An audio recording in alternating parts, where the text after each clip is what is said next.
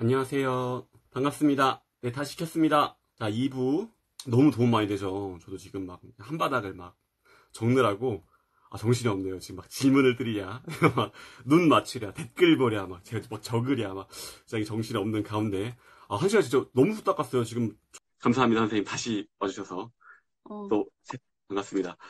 질문 들어왔던 것 중에서요, 굉장히 인상 깊었던 부분 중 하나가요, 시간 관리에 대한 질문이 사실 굉장히 많았어요, 선생님. 그러니까, 아이가 뭐, 셋이라서 이 전쟁통에 뭘 하기도 힘들다. 엄마표 영어는 꼭 뭐고, 이렇게 어떻게 하기 힘들다. 엄마표 영어는 외동에게만 가능한 거 아니냐. 막 이렇게 이런 질문도 있었었고요.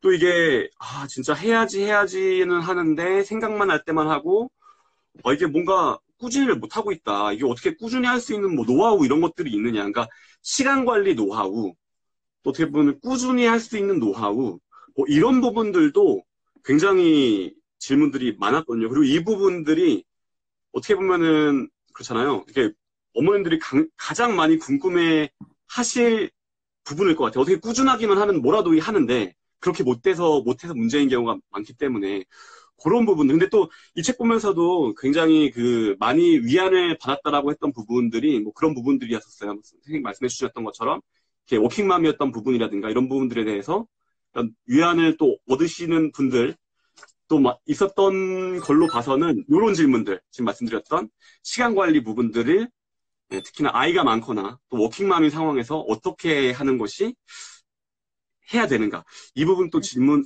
궁금해 하실 부분들이 많을 것 같은데, 또 이제 그간의 경험을 또 살려가지고 한번 이런 분들에게 조언을 해주신다면 어떤 조언을 또 해주실 수 있을지. 네. 네, 이 시간 관리를 어떻게 하냐, 그리고 어떻게 하면 꾸준히 할 수가 있냐라는 질문에 대한 답은 간단하게 말씀드리면 욕심만 내려놓으면 돼요. 네, 예를 들어 아이가 셋인 엄마는 정말 전쟁 같다. 저녁에 밥 먹이고 씻기고 하다 보면은 뭐 숙제 대충 하다 보면 어떻게 엄마 병 환경을 만드냐 이런 말씀을 하시는데 그 애 셋을 다 완벽하게 케어하려고 생각하시면 아무것도 안 돼요. 그러니까 저는 애가 셋이 아니라 둘이었지만 늘 하는 얘기지만 한 놈만 팼어요. 한 놈만. 그것도 제일 큰 아이. 그러니까 제일 큰 아이를 지금 제일 큰 아이가 여기서 보니까 8살이죠. 8살인 것 같아요. 그러니까 초등학교 1학년인데 되게 중요한 시기거든요.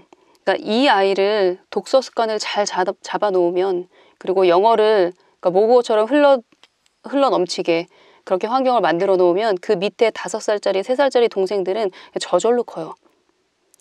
이게 많은 자녀를 키우는 엄마들의 가장 큰 혜택이에요. 밑에 애들은 큰 애만 잘 키우면 저절로 큰다는 거. 그리고 솔직히 말씀드리면 둘째, 셋째 밑으로 내려가면 내려갈수록 더 진화하거든요, 애들이. 왜냐하면 나이 차이가 많이 나는 형이나 누나를 보면서 또래 아이들이 접하지 못했던 어떤 지적 자극을 받아요.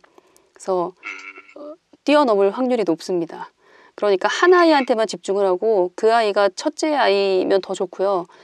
첫째 아이는 알아서 잘하는데 둘째가 조금 애가 아직 힘들어하고 습관이 잡히지가 않았다. 그러면은 그 가장 약한 아이를 붙잡고 이제 잡아주셔야죠. 근데 이게 또 네. 근데 자연스럽게 연결되는 질문일 텐데, 그러면 좋아. 한 아이에게 집중을 하면은 뭐 첫째 아이가 가장 좋겠지만 어쨌든 집중하면 이게 따라온다라고 했을 때 질문 중에 또 뭐가 있었냐면요. 근데 성향이 너무 다르다.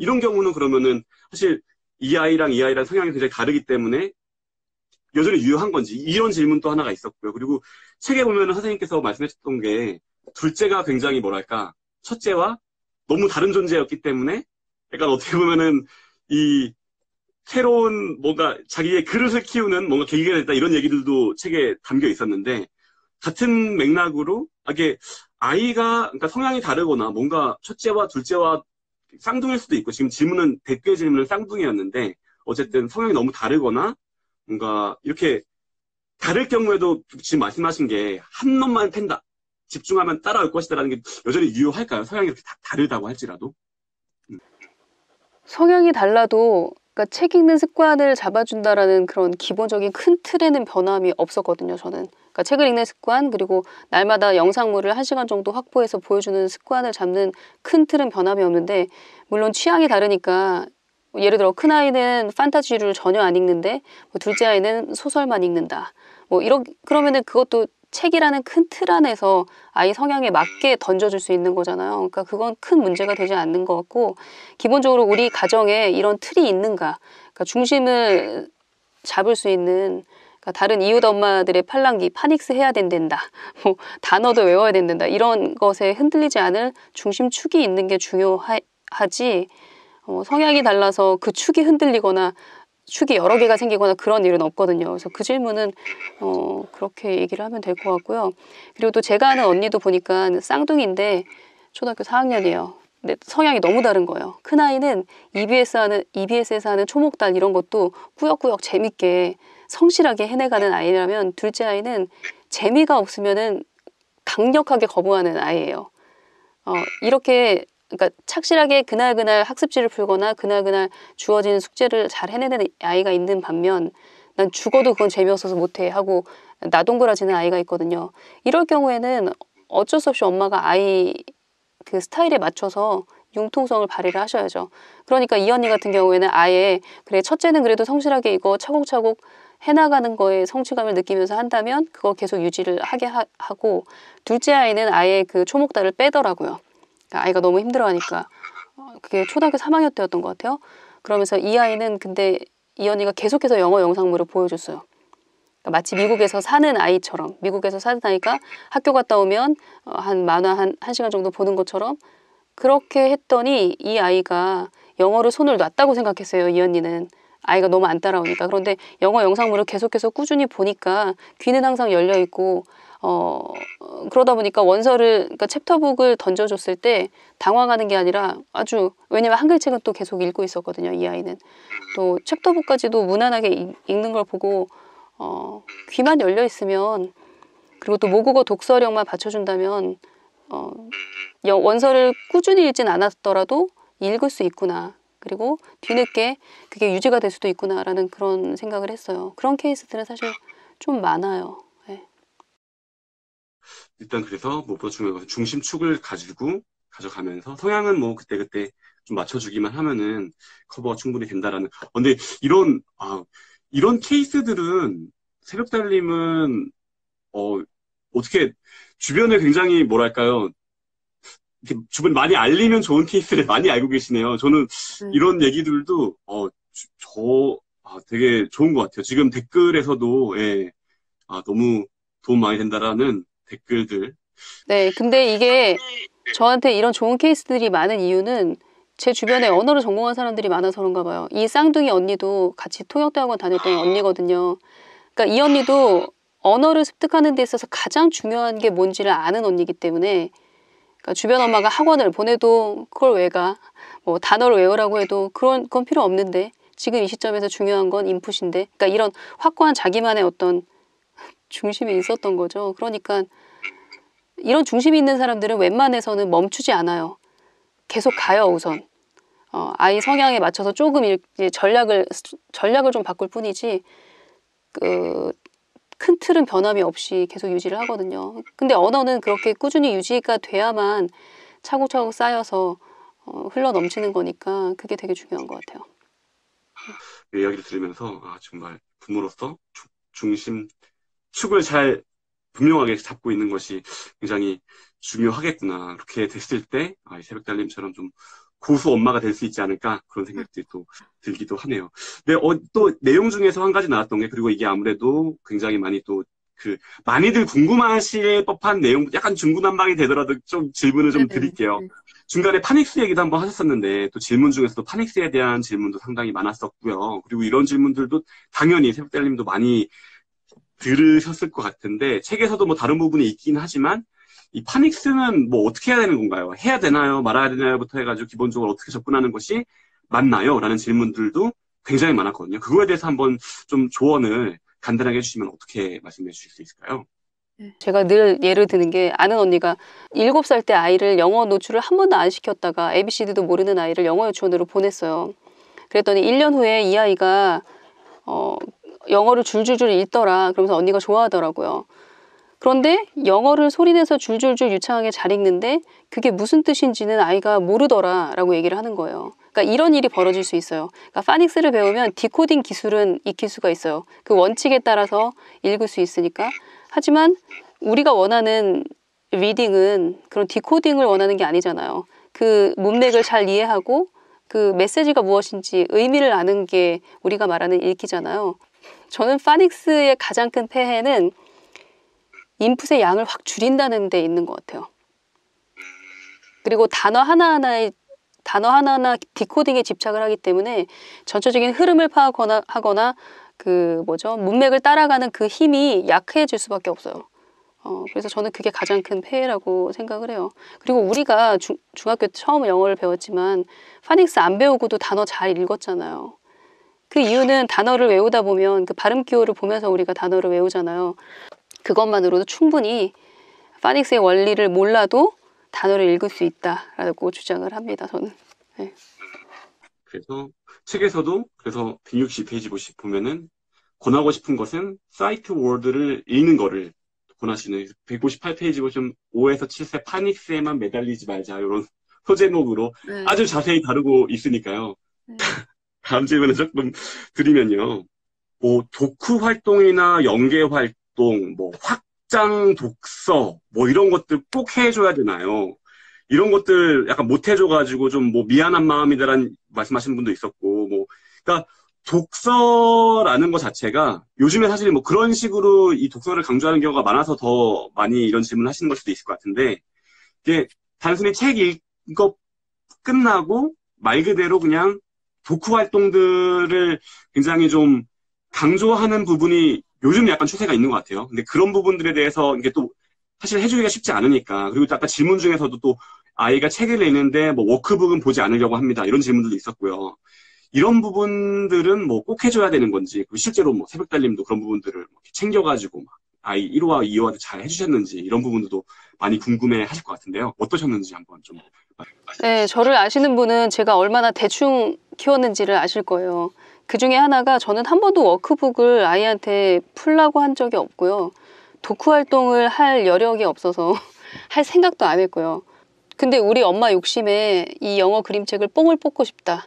그리고 이걸 엄청나게 가치가 있는 그런 경험으로 만들고 싶다라는 욕심에 이제 너무 힘을 쓰다 보니까 엄마도 지치고 애도 뭐지? 막 이런 느낌을 갖게 되는 것 같은데요. 저는 사실 그런 한 권 한 권 다 의미 있는 어떤 거로 만들려고 욕심을 부리기보다 어렸을 때는 다독이 좋은 것 같아요. 물론 그리고 아이에 따라 다른데 어떤 아이는 이 그림책을 막 100번도 반복해서 읽는 아이가 있어요. 그러면은 그 아이는 그 책에서 100번의 다른 요소들을 그런 재미를 찾는 거기 때문에 그걸 또 막으면 안 되는 거거든요. 그러니까 애들 어렸을 때는 솔직히 아이가 원하는 대로 대충 따라 하다 보면 그 아이가 가장 필요로 하는 갈증을 느끼는 걸 채워주면서 갈 수가 있거든요. 그러니까 그런 도크 활동이나 이런 건 저는 불필요하다고 생각해요. 애가 자꾸 묻고 여기서 이 주인공은 왜 그래? 하면서 나 이런 비슷한 일 학교에서 있었는데 엄마. 그래서 애가 떠들면 그래? 그러면서 맞장구를 쳐주는 정도만 하면 되지. 엄마가 인위적으로 뭐 워크북을 사서 시킨다던가 아니면 도크 활동들을 뭐 팁들을 막 얻어가지고 자극을 줄 필요까지는 없을 것 같아요. 왜냐하면 그러다 보면 엄마가 너무 지치거든요. 그러면 멈추게 되거든요. 힘들어 못 해먹겠다. 내지는 이렇게 많이 준비했는데 애가 안 따라와. 그럴 확률이 높거든요. 그러면은 때려치자. 뭐 이렇게 되기 때문에 그 최악의 상황으로 치닫기가 쉬워요. 그래서 저는 그런 도크 활동을 안 했던 게 굉장히 효과가 컸던 것 같습니다. 그냥 읽어주기만 했거든요. 읽어주기만.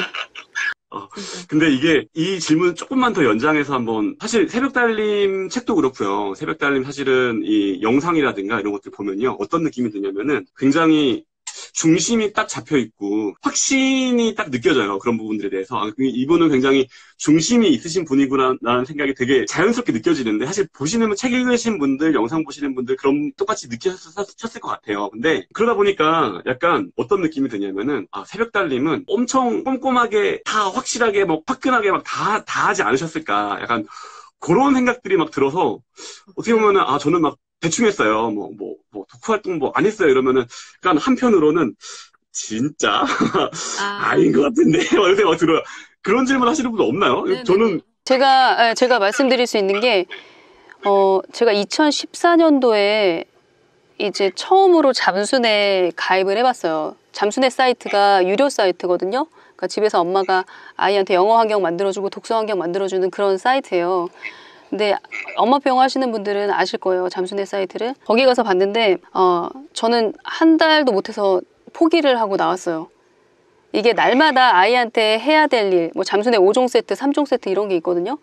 근데 뭐 예를 들어 집중 듣기, 뭐 흘려 듣기, 뭐지? 걔네는 또 학습서도 많이 풀잖아요. 뭐 이런 것들, 뭐 이런 것. 근데 그 포트폴리오를 쓰는데 다 안함. 한 게 없어, 애가. 그러니까 도저히 못 하겠더라고요, 이거는. 그래서 빠져나왔는데, 그래서 내가 하던 대로 그냥 책이나 읽어주자. 그러면서 멈췄는데, 제가 이렇게 대충 키운 것 같아도 좀 고집스럽게 했던 건 다른 거예요. 그게 뭐냐면 하나는 피아노예요. 피아노를 날마다 2~3시간씩 저희 아이들은 쳤어요. 7살 때부터. 중학교 때까지 계속 그렇게 했고, 또 하나는 하루에 한 편씩 글을 쓰게 했어요. 글쓰기. 그래서 요 2가지를 조금 집요하게 한 편이에요. 근데 그 외의 것, 그러니까 그리고 독서, 책 읽는 거, 요 3개, DVD 보여주는 거, 그리고 또 수학 문제 푸는 거. 제가 이렇게 하나하나 늘려가니까 엄청 많이 했네, 막 이러면서. 안 했어야 했거든. 이거라고요. 아, 맞다, 이것도. 아, 맞다, 이것도. 너무 막 늘고 있어. 근데 보시면 아시겠지만 영어보다는 오히려 그릿을 키워주는 습관, 그러니까 피아노를 날마다 쳐야 되는 거, 그리고 또 글을 쓰는 거.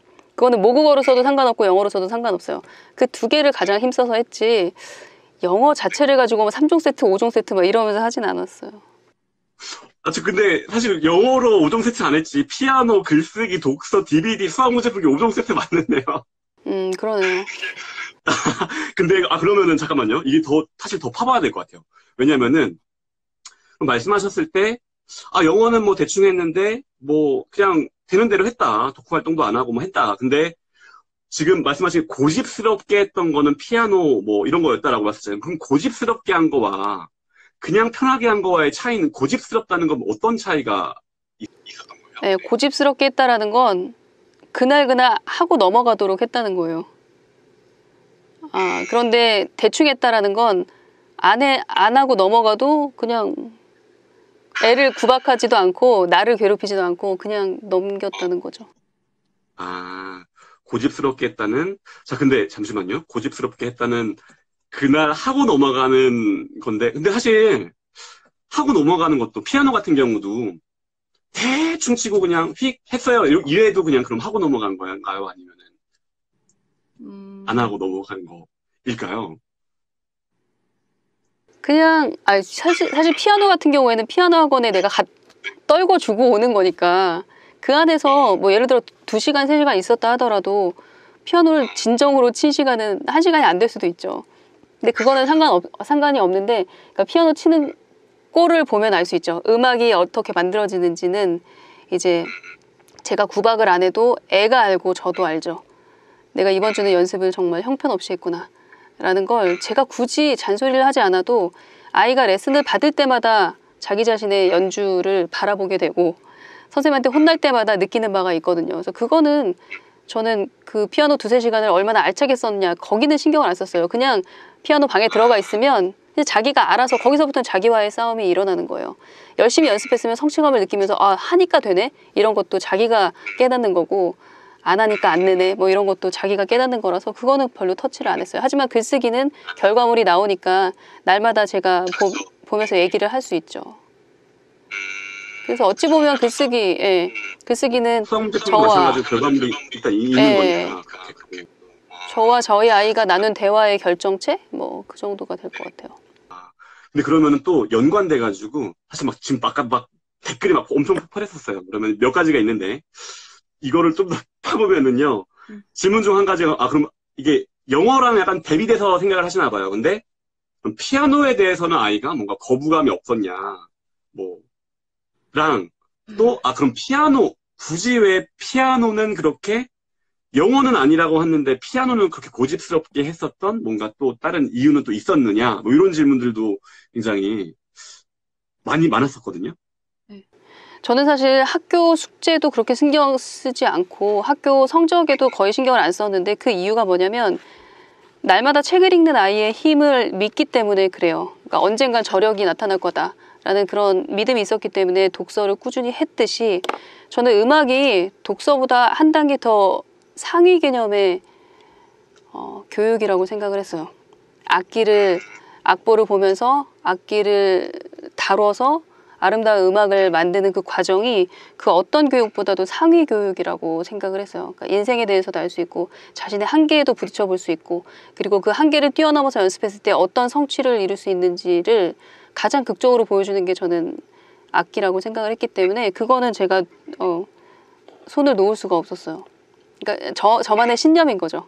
그리고 평생 그러니까 악기를 다룰 수 있는 아이 그리고 음악을 즐기는 아이로 키우고 싶었던 게 제 욕심이었기 때문에 그거는 조금 고집을 부린 편입니다. 그러면은 아이들도 실제로 그거에 대해서 어떤 거부감 같은 걸 표현하지 않고 실제로 그렇게 음악을 원하시던 대로 즐기는 그런 아이들로 잘 컸나요? 아유, 거부감을 표현을 하지 않으면 인간이 아니죠.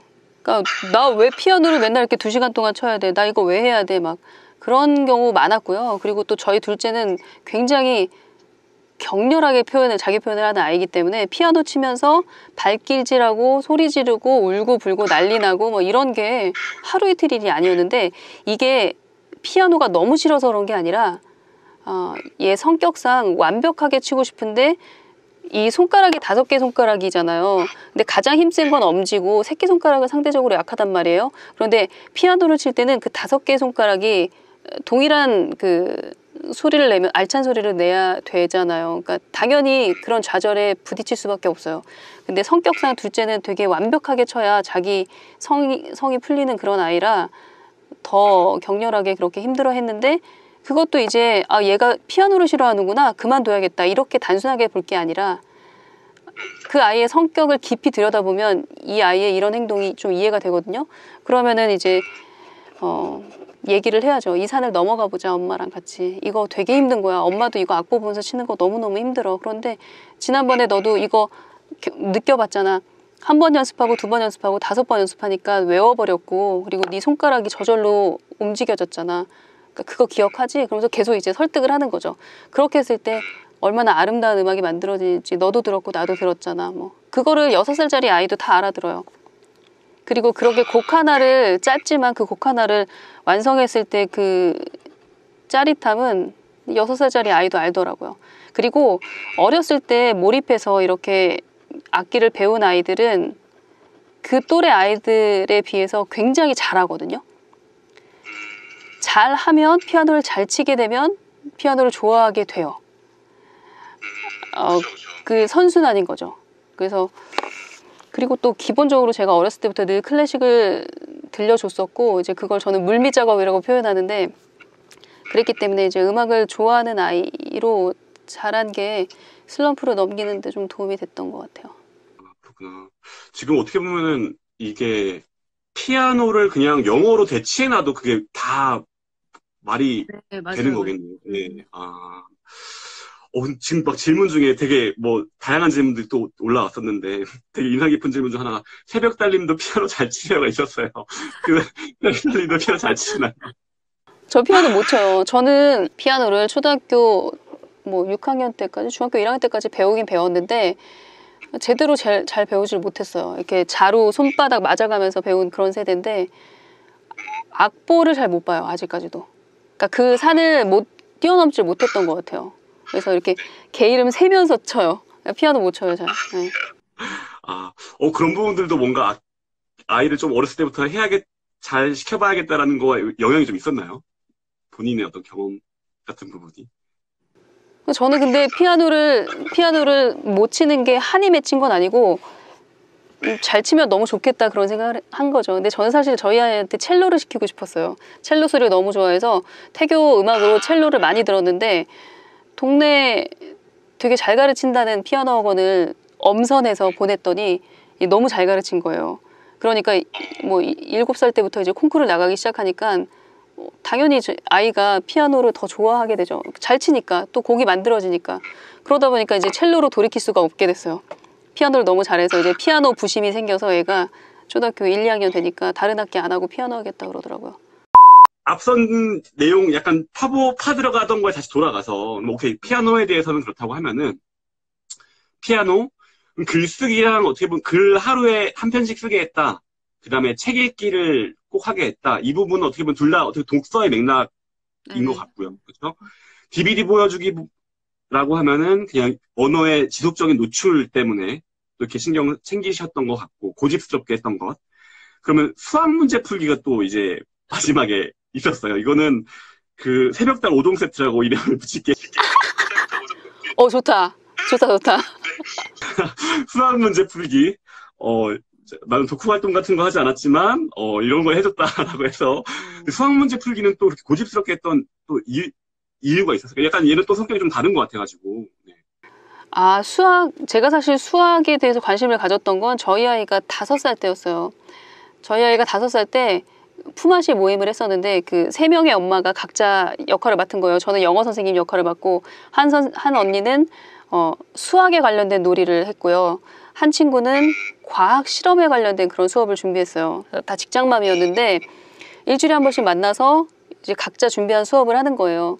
그러니까 저는 이제 영어 그림책 읽어주고 그런 활동을 했다면 이 언니는 이제 수학 게임을 가지고 이제 근데 이걸 다 영어로 진행을 한 거예요. 그리고 이 과학 실험도 이제 영어로 진행하고 했는데 이 언니 딸이 거의 천재 수준으로 굉장히 머리가 좋고 그런 아이였는데 이 언니가 보니까 이과 출신이고 수학적인 머리가 되게 좋더라고요. 그러니까 아이한테 해주는 그런 모든 자극들이 그러니까 수학적인 자극, 논리를 자꾸 이렇게 만들어내게끔 유도하는 그런 자극들이 많더라고요. 그리고 또 그런 두뇌 개발 보드게임도 굉장히 많았어요. 이 언니 집에. 그래서 이제 이 언니를 흉내내기 시작했죠, 제가. 이 언니가 주는 모든 수학적인 자극을 우리 큰애한테도 1호한테도 한번 해보기 시작했어요. 그러니까 그러다 보니까 확실히 수학을 되게 좋아하는 아이로 컸어요. 그러니까 숫자 가지고 노는 거 있잖아요. 계속해서 곱셈을 한다거나 계속해서 덧셈을 한다거나 그러니까 숫자 가지고 노는 거 어렸을 때부터 좋아했고 그리고 뭐 아주 간단한 것부터 시작했어요. 제가 유튜브에도 올렸지만 계단을 올라갈 때 말없이 올라간 적이 단 한 번도 없어요. 1, 2, 3, 4 이러거나 아니면 중국어로 2, R, 3, 4 이렇게 숫자를 세면서 놀고 그리고 숫자 건너뛰기 하고 그리고 배수도 이렇게 말로 놀이하고 그런 식으로 했었거든요. 그리고 수학 보드 게임을 많이 하다 보니까 수학을 좋아하는 아이로 컸고 한 2, 3학년 정도 되니까 사고력 수학 문제집을 풀어보니까 얘가 굉장히 잘 풀더라고요. 근데 저는 사고력 수학 문제를 3학년 것도 보니까 못 풀겠더라고요. 어려워서. 그래서 저는 수학 같은 경우에도 영어도 독서가 뒷받침된 그런 근육이 필요하듯이 수학도 그런 수학 근육이 필요하다라는 걸 그 품앗이 할 때 그 언니로부터 느껴서 수학을 놓지 않고 하게 된 어떤 계기가 된 것 같아요.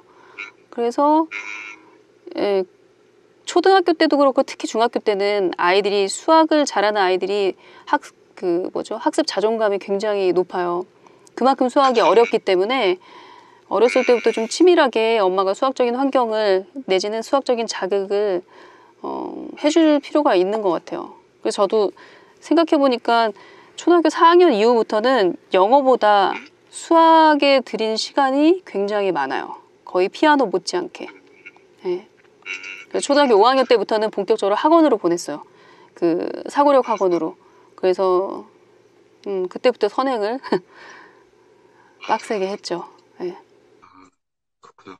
그럼 지금 또 사실 제가 아까 살짝 놓친 질문이기도 한데 이게 항상 이런 거 우리 아이는 이런 거 신경 썼다라고 하면 항상 따라오는 질문이 언제부터 언제까지 시켰냐 이런 거잖아요. 아까 피아노도 사실은 있었어요. 피아노는 그러면 그렇게 일종의 고집스럽게 했던 게 언제까지였냐? 아마도 10살까지냐, 몇 살까지 정해져 있느냐 이런 부분이 좀 궁금하셨던 것 같은데 그런 맥락의 질문이 있었고 수학도 그럼 동일하게 궁금하실 것 같아요. 그러면은 언제부터 해서 언제까지 그렇게 고집스럽게 좀 신경을 썼는지.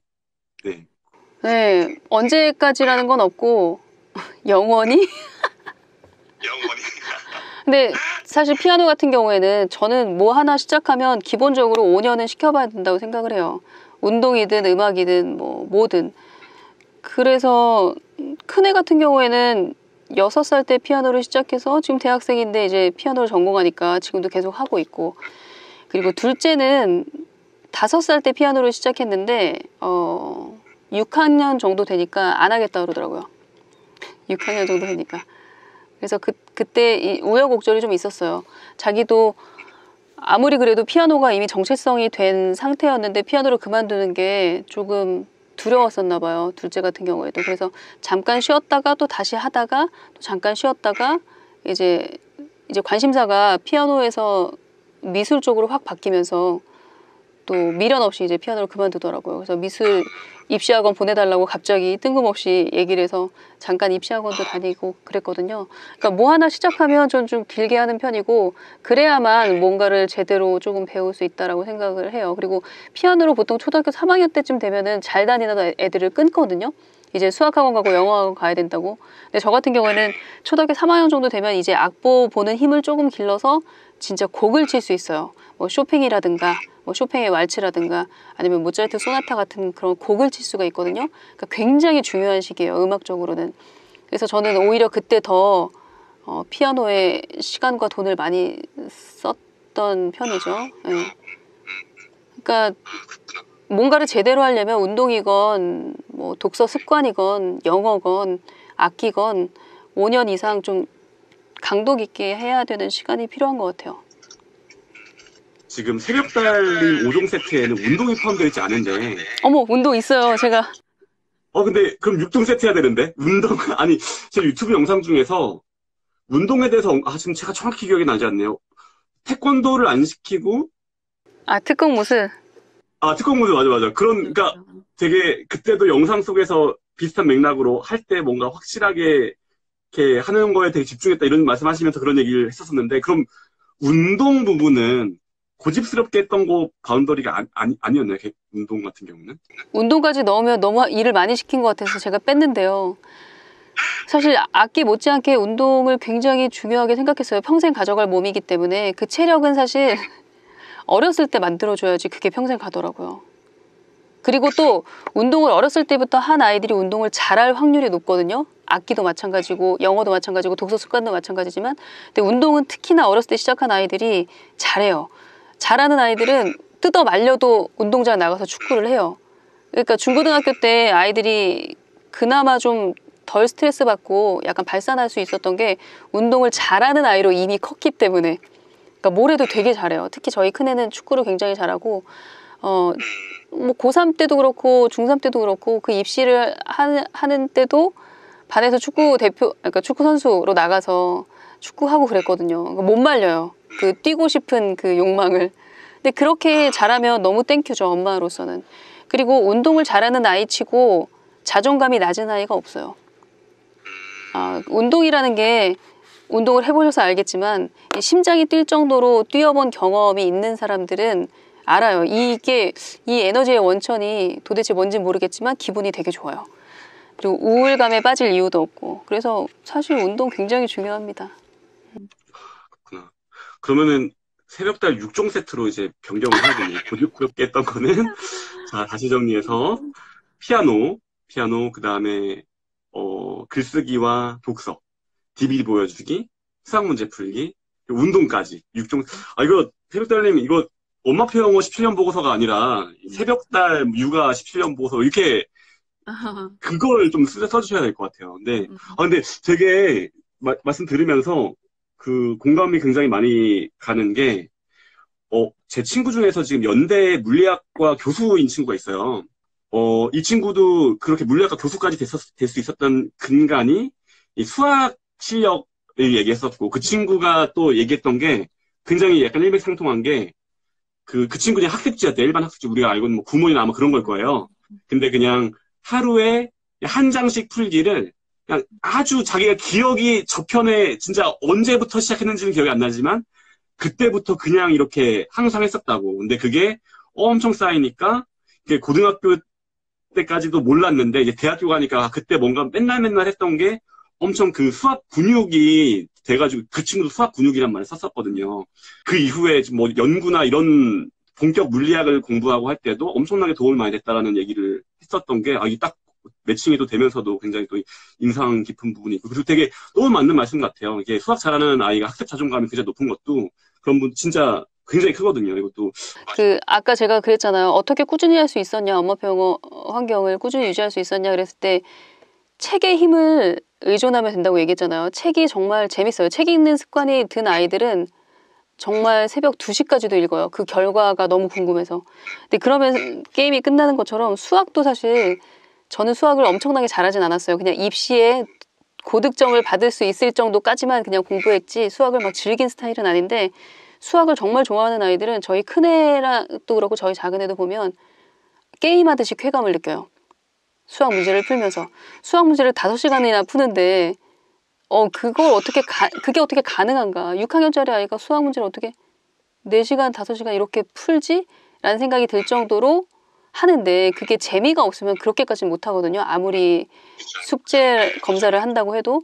그러니까 그걸 재미를 느끼게끔 일찍부터 근육을 키워서 약간 난 수학을 잘해 라는 그런 수학에 대한 자기 효능감을 키워주면 조금 즐거운 것 같아요. 편안한 것 같아요. 아이가 학교 공부하기. 잠깐 그러면 또 아까 앞 얘기로 가서 우리가 이 얘기를 시작을 한 게 독후 활동 같은 거 제대로 뭐 안 했어요. 뭐 저는 뭐 대충 뭐 가볍게 했어요라고 했는데 결론은 또 아니야. 결론은 또 넘사벽. 아까 댓글 중에 뭐가 있었냐면 맞아요. 막 새벽 달리면 넘사벽 느낌이에요. 근데 막 대충 했다니까 막 믿겨지지 않아요. 막 이런 댓글이 있었거든요. 근데 결국 보세요. 엄청 많이 했잖아요. 거의 영어는 지금 오히려 영어가 대충한 게 영어가 별로 안 중요해. 약간 이게 그냥 다른 것들이 딱딱딱딱 있어서 고집스럽게 했던 것들이 딱딱 있는 것 중에 그냥 영어는 하나였다라는 느낌인데요. 이거 좀. 제가 그 얘기 드릴 수 있어요. 아니 무슨 새벽달 6종 세트, 잠수내 5종 세트보다 더 지독하다 뭐 이렇게 생각하실 수 있는데요. 제가 강연할 때 저희 아이가 중학교 2학년 때 혹은 뭐 초등학교 4학년 때 생활 실천표 표시한 걸 가끔 보여줘요. 근데 그 생활 실천표가 뭐냐면 이제 엄마표 영어 하시는 분들은 다 알 거예요. 뭐 그 날짜가 쭉 있고 뭐 집중 듣기 했는지 안 했는지 동그라미 X표 뭐 세모표 뭐 그리고 수학 문제 풀었는지 안 풀었는지 뭐 모국어 책 읽었는지 안 읽었는지 DVD 봤는지 안 봤는지 뭐 이런 거 적어놓고 표시를 하는 그런 생활 실천표가 있는데 다 X 많아요. 그러니까 이 6종 세트를 완벽하게 하는 건 어떤 경우냐면 피아노는 학원이니까 가야 되니까 하는 거고 특공무술도 체육관에 가야 되니까 이건 틀림없이 하는 거고 수학학원도 수학학원을 가야 되니까 하는 거지. 그런데 그 나머지 것들은 좀 융통성을 발휘한 거죠. 예를 들어서 집중 듣기를 해야 하고 또 DVD도 봐야 되는데 이날은 집중 듣기 하는 책이 너무 재밌어서 애가 막 1시간도 넘게 계속 봐. 그러면 DVD는 그냥 스킵하는 거고 그러니까 그런 융통성을 발휘를 하는 거죠. 이거 6개 다 동그라미 아니어서 막 전전긍긍하고 이런 거 아니고 그런 걸 대충 했다는 거예요. 그런데 이제 중심축은 가져가고 그래도 일주일에 한 2-3권은 읽어야지 뭐 이런 것들 그런 거 가져갔지 날마다 체크를 해서 했네 안 했네 이런 걸 따지고 속 끓고 이런 적은 없다는 거예요. 어떻게 보면 말씀하셨던 게 이제 새벽 달림 6종 세트는 좀 중심축에 해당하는 거네요. 중심축에 해당하는 거고 그러니까 어쨌든 그거에 대해서 신경을 쓰고 고집스럽게 하는 방향성을 가지고 있대. 그리고 과한 스트레스 이런 부분들은 있지는 않았다. 이렇게 얘기하면은 맞아요. 그리고 사실 애가 열심히 책을 읽고 있는데 저게 영어 원서가 아니라 한국어 소설이라고 해서 속을 끓거나 이런 일은 없어요. 그냥 그 아이가 어느 날 이제 한국어로 된 소설책을 빌려왔는데 막 어쩔 때는 한 3-4시간까지 그 책만 계속 붙잡고 읽으면 나머지 5종, 예를 들어 뭐 4종 세트를 다 못했어. 그래도 상관없어요. 저는 그 몰입을 더 크게 샀어요. 몰입해서 책을 읽는 그 순간 그 기억을 굉장히 귀하게 여겼기 때문에 쟤 언제 뭐 DVD 보고 언제 영어 원서 읽으려고 그래? 뭐 이런 생각은 안 했죠. 그렇구나. 이게 대화를 나누다 보니까 그 인터뷰를 하다 보니까 사실 뭐랄까요 이런 느낌이 되게 많이 드는 게 고수가 어떻게 고수가 되는가를 약간 살짝 엿보는 게 이런 느낌이구나는 좀 느껴지긴 하는데 이게 가능은 할까 약간 그런 생각도 사실 많이 들면서 어쨌든 네, 이게 가능할 수 있었던 건 애가 거부를 세게 했기 때문에 그래요. 나 그거 끝까지 읽을 거야. 안 해. 나 안 해. 이러는데 어떡해요. 알았어. 그냥 그래야죠. 속을 끓이지 않았다. 속을 끓이지 않았다는 말씀도 해주셨는데, 이게 근데 어떻게 하면 약간 놓을 수가 있었던 게, 그 비결이 그냥 단순히 아이의 거부나 이런 부분들을 잘 반응해줬기 때문에? 근데 제가 사실 별로 속을 끓이지 않고 뭐 큰 욕심을 부리지 않았던 이유가 뭐냐면 저는 저희 아이들 초등학교 3학년 때 이미 걔네들이 읽는 챕터북을 보면서 솔직히 마음 깊이 감탄했어요. 나는 초등학교 3학년 때 알파벳도 몰랐는데 얘는 이걸 원서를 편안하게 미국 애처럼 읽는구나. 그러니까 그거 자체만으로 저는 이미 많이 만족했어요. 그러니까 더 이상의 과한 욕심, 요거로 족하다. 완전 성공이다. 그렇다고 해서 우리 아이가 뭐 초등학교 3학년 때 영어로 샬라샬라 말한 것도 아니고 그냥 단순히 책을 읽는 것 자체만으로도 저는 되게 잘 되었다. 잘 컸다. 이런 생각을 했던. 어떤 의미에서 속을 끓일 이유가 없었네요, 그냥. 네. 나보다 훨씬 난 인간이니까 우리 부부보다는 훨씬 더 진화됐다라는 게 벌써 초등학교 3학년 때 증명이 됐기 때문에